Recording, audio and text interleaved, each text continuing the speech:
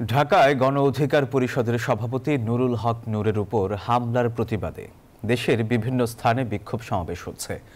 দুপুর 12টার দিকে চট্টগ্রাম নগরীর 2 নম্বর গেট এলাকায় সড়ক অবরোধ করে বিক্ষোভ করে গণ অধিকার পরিষদের নেতাকর্মীরা। হামলার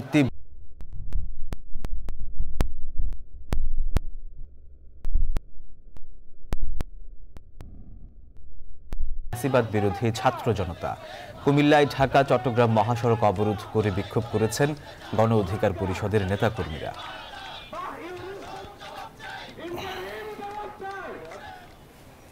আওয়ামী লীগের আমলে জাতীয় পার্টি এবং 14 দল যারা আওয়ামী লীগের সম্মতি উৎপাদন করেছে এবং জাতীয় পার্টি আওয়ামী লীগকে যে নিরঙ্কুশ সমর্থন দিয়েছে তাদেরকে অতি দ্রুত নিষিদ্ধ করতে হবে। দীর্ঘদিনের একটা ফ্যাসিস্ট শাসন চলমান ছিল, তখন এরকম ঘটনা আমরা প্রতিনিয়ত দেখতে পেতাম, কিন্তু 5ই আগস্টের পরে এরকম একটা ঘটনা, এটা সত্যিকার অর্থে খুবই দুঃখজনক। যে অফিসারগুলা বা